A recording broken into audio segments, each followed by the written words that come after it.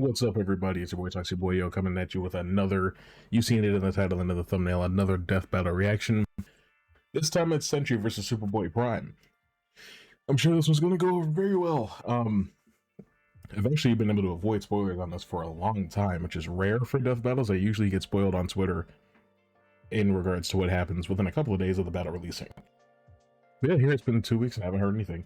Before we get started, I can't believe that we have to do this again, because some of you guys are still complaining about my reactions to the Obi-Wan Kenobi and Kakashi Hatake battle.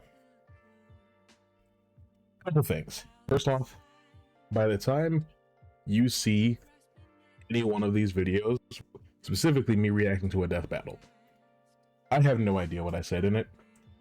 I recorded 3 to 4 to even 10 of these within a week sometimes, right? I have no idea what I've said in each one by the time you see it. So a lot of the times you're arguing with yourself because I don't know what you're talking about by the time you say it. And not only are these both recorded, but so much time tends to pass between me recording it and it coming out that I've forgotten even more, right? Sometimes I look at the video and I'm like, I don't even remember who wins in this battle sometimes, you know, like that's how much time passes and how much other stuff I'm working on. So there's literally no point whatsoever in you trying to argue with me other than upping the engagement on the video. And I'm the only one who benefits from that. And people are upset, of course, that when I react to these battles, I skip over all of the... Like, I skip to the middle part of the video where the battle actually starts. One, it doesn't matter what feats they show based on these characters, especially characters from Marvel or DC that have been around for decades upon decades. Even somebody like Sentry, who only debuted in 2000, has 26 years of history. So there's plenty of stuff that they're not going to show. And so sometimes even the feats that they do decide to show to demonstrate how strong or how fast or how smart a character is don't always end up being relevant to the battle, because there's not an organic way to interpret that into the fight itself. So a lot of times, what they show you beforehand makes zero difference on the outcome of the actual battle. And then after the battle is over, they do a breakdown of each character's stats again, anyway. So what do I need 2 of those for? The one that comes after the battle is the one where they're talking about things that directly impacted the outcome. The one that comes before the battle is really just them talking. I've watched so many of these over the years and seen so many feats get put on screen only to never actually make it into the battle. One of my favorite examples is Captain America versus Batman. They talk about Captain America's, not necessarily precognition, but his ability to see faster, to see things coming before they even become a threat for him, to do calculations in his mind, like in split-second timing. Only for him to just get dusted by Batman anyway. Like, he demonstrated no heightened reflexes or agility or calculations or anything like that. Yes, Batman is smarter, but the fact of the matter is, you pretty much can't catch Captain America off guard. That's what they were demonstrating when they were talking about how he can see things faster. He's basically seeing things in slow motion. So how does a man who's still mostly just a regular guy get the drop on him? Hopefully that explains to you in some way that you'll either understand or you won't, and you'll still complain about it. One, I tend to skip the preamble that goes before these battles. Now, I don't know exactly how powerful Void is, but I can see from this right here that he's going to be involved in this battle, which I think is pretty cool. But I still have never seen anything from him that lets me think he can hold a candle to regular Superman. So, considering that this is Superboy Prime, we are in for something special, I think. I mean, goodness gracious. Pitch your own death battle. I mean, I feel like I have to have Superboy Prime winning this. I mean, I can't think of any scenario where he would lose a physical fight without, like, hacks or some external thing working against him, like in the Infinite Crisis story. But we'll see.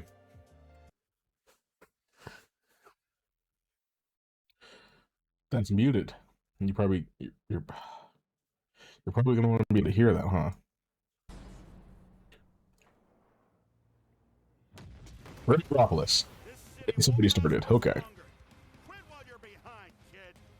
Mess up a superhero crossover?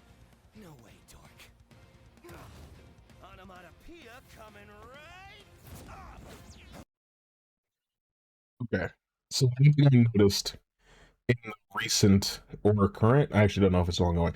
The recent Superboy Prime where he's filling for Superman, he's making a lot of fourth wall jokes that I don't think are funny.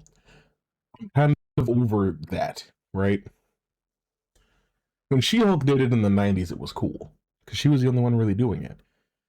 Now I feel like it's become a quirky thing for characters to have fourth wall awareness. I'm over it. I genuinely am over it. I think Deadpool burnt me out on it. I just don't think it's interesting or funny anymore, you know? And obviously there's a lot of manga characters who have that ability as well. And it wore off. Nothing to do with the battle itself, just something I thought I'd add.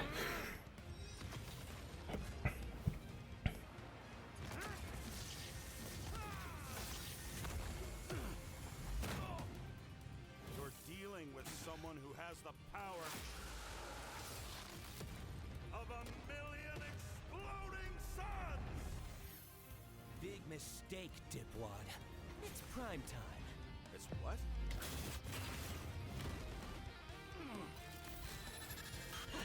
This is closer to what I expect because this is not to say that Robert does not have this ability, but I do know that Superboy Prime has reality altering punches. That is why Jason Todd is alive right now. So again, I can't say that Robert can't do that. I just don't know. But I expect for that to have some sort of bearing on the outcome of the battle. You kidding me? Another dark Superman fraud? Boring. It's cool when I do it. It's not even funny. You can make it work, I guess, but it has to be at least a little bit funny. Whoever wrote this is just not doing it. Please, stop hitting me. He'll kill you. I'll kill you. To death. Let's see him. Bye-bye, Bob. It's There he is. time to play God.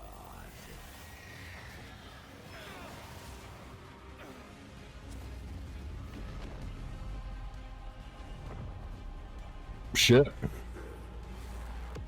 I mean, if that's something Void can do, then that's pretty cool. Okay, you weren't joking. Definitely a I crisis. want to make one thing clear, really quickly. Crisis, let's stop talking. I want to make one thing clear. I don't typically get upset when the character that I want to win does not win, as long as the rationale that's provided makes sense. In the Trunks versus Silver the Hedgehog battle, I was just frustrated because they were like, well, Silver has infinite speed, and Trunks has incalculable speed. His speed is so high that you cannot put a number on it. Do those not mean the same thing? Like, in my mind, they both have infinite speed, so the speed cancels out, and you have to look at something else to try to find an advantage. That's what that should mean, at least in my mind, as a writer. I'm not a power scaler, but I am a writer. So if you were to say that somebody had incalculable speed, they basically have irrelevant speed. Okay. It's just, like, I don't mind if Superboy Prime loses here. I just want it to make sense when they break it down afterwards. Luckily, so am I. Run all you want! If Bob couldn't escape me, what hope do you have, boy? Afraid of the Dark Clark? What kind of a hero are you? Remind me again, whatever happened to Lori?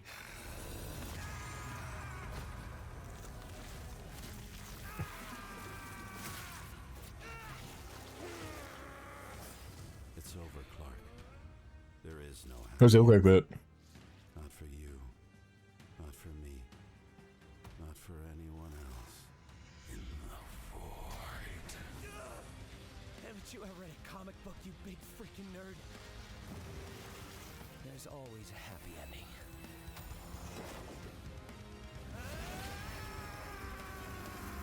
I guess he could just resist it.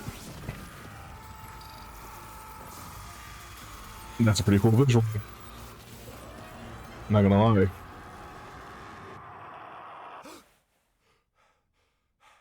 Bob, And now he doesn't know who he is. you kept talking about the Sentry. Who's the Sentry? Right? No idea, Lindy. Best sleep I've had in years. Crisis averted. No, that's what I expected. Like, Superboy Prime is dating a gag character. Let's break this down into 3 chapters. Their strength, intelligence, and powers. Okay.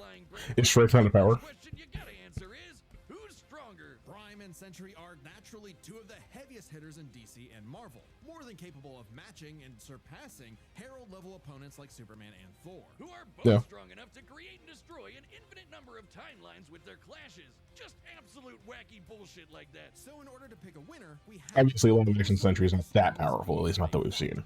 Molecule Man and the Darkest Knight. Sentry beat the crap out of Molecule Man. But remember, Eminem's Eminem, Sentry stated by Tony Stark and Moonstone to be capable of replicating an event on par with the House of M. However, the two were unaware of the broad scale effects of the event, making it unclear if Sentry's full power is comparable to that level. That's fair. Sometimes a character can give a statement and just be wrong. You know? It happens sometimes. power can fluctuate a lot, and when he fought Sentry, he wasn't at his full power.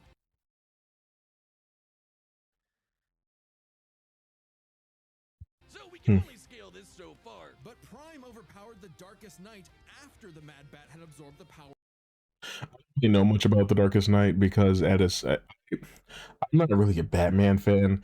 So in the late 2010s, I guess the whole second half of the 2010s, watching DC kind of just become, look how many different Batmans we have. I got really bored, so I don't know much about the Darkest Knight. I didn't even realize that it was a different character. I was like, why are people saying that the Batman who laughs is so powerful? Of both Perpetua and, what do you know, Dr. Manhattan. He's got hair? When did that happen? Hey, Alan. How you doing? Both of which alone could threaten all of Prime DC. is also more than comparable to mainline Superman, who was able to subdue the World Forger, one of Perpetua's children, and destroy his new multiverse in one punch. Interesting. I promise you guys, I can read. And unlike with Molecule Man, there's nothing to suggest the Darkest Knight was holding back. In a straight brawl, That's fair. Prime takes the edge in strength.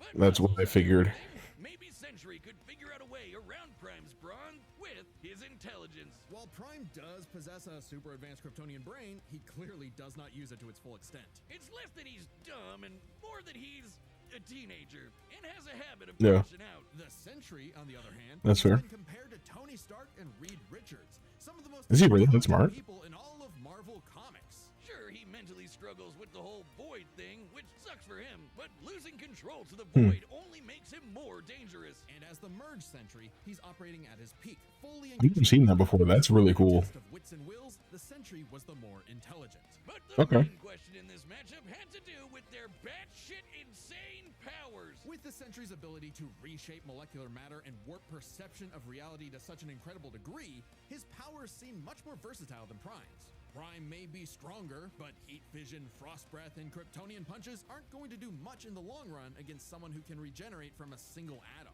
But pre-crisis That's Kryptonians ridiculous. I didn't know he had a crazy healing factor like their that. molecules torn apart before, and Prime should be no different. So it's not like Sentry was ever going to just Doc Manhattan him away. Prime could still be worn down. Kryptonians have But is there anything like that from post-crisis? Because every character pre-crisis has something ridiculous that they've done, but has never happened in the 40 years since crisis. I feel like it's not fair to scale.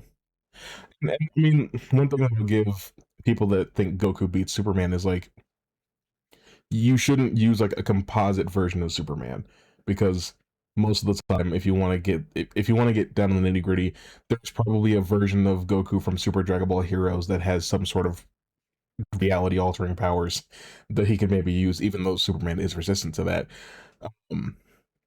You shouldn't use a composite version of the character. You should either use pre-crisis only or post-crisis only. But I mean, I'm someone that thinks that if you take Superman from like Rebirth and just scale the last 10 years, you probably have a version of Superman that beats Goku pretty handily. And I'm not necessarily comparing it to that particular debate. It's just an example of like, you should only use one version of a character. Don't scale Super Prime with pre-crisis Superman. Scale him with post-crisis Superman, or just, you know, Rebirth or whatever. He's around right now. You don't have to reach back in time 60 years to find good feats. He's around right now. Incredible stamina, but we know that sustained damage will eventually knock them out or kill them. Unless Prime could find a way around Sentry's insane Shit. regeneration. The Sentry was able to regenerate his body after being destroyed by Morgan Le Fay while she was chained. While she has claimed she can erase a person's timeline, there's no evidence to suggest that she used this technique on Sentry, and later admits doing so would put her own life in danger. He was Interesting. Luckily for Prime, his ability to retcon away your history and mess with your whole timeline was actually something Sentry had no specific resistance to. Not only that, it was something he's been affected by in the past. Like the time the Scarlet Witch rewrote all of reality during House of M. Bob's continuity was rewritten like everyone else's. Or the time absorbing That's fair. had the powers of a cosmic cube and warped Sentry's personal reality. Shit, Moonstone literally describes it as a reality punch. Now, Sentry's psionic. That's pretty funny.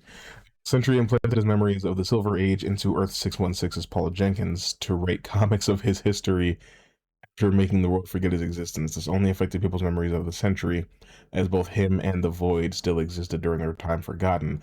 They were just dormant. That's a shit like that's the same shit that I was talking about with the Hulk and Godzilla death battle.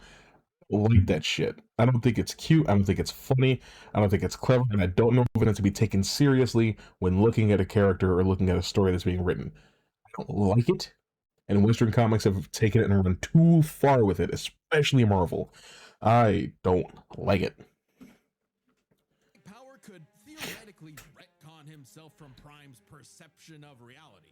However, this feat required assistance from Reed Richards, and it's unlikely he could pull it off mid-fight. Pre-crisis Kryptonians also resist a lot of mind More manipulation pre-crisis anyway, bullshit. So good luck trying. Now, Prime hasn't always had the most perfect control over his retcon punch, so he might need more than one blow to finish the job. But Prime was more than capable of powering through Void's scariest ability. What's the difference between just a regular punch, though? Or being cut off from sunlight.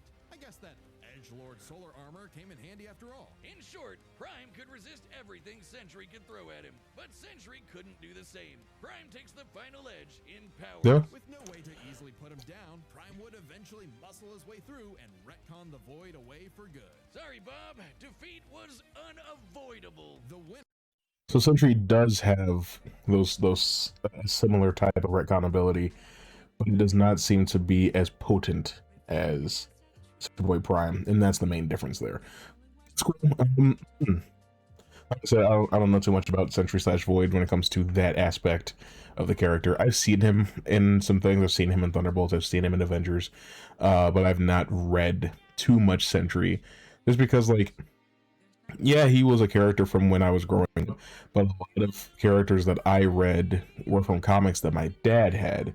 So considering that the Sentry is not a character that my dad grew up with, I didn't have as much interest in him when I was younger. I do think the Sentry is cool, just never really cared too much to do anything about that. I did just get the Marvel app because I do want to catch up on some things, especially regarding Daredevil and the Hulk, but now we'll throw some Sentry in there. If you have any good recommendations for comics regarding the Sentry or about the Sentry, please let me know. I'm always down to find out more about comic book characters because this is the stuff that I like. I mean, I got a Gambit on my shirt today. All that being said, I'm sorry I lectured you at the beginning of the video, and I'm sorry that the thing ran so long. Goodness gracious. That's all we got for this one. Who do you think should have won? Do you agree with the outcome that Superboy Prime takes out Sentry? Do you think Sentry should have won? Why or why not? Please let me know that in the comments as well. And honestly, just tell me how your day's been. If you made it to this part of the video, comment what's your favorite dessert, man. Let's get a conversation going. That's all I got for you. I'll see you later.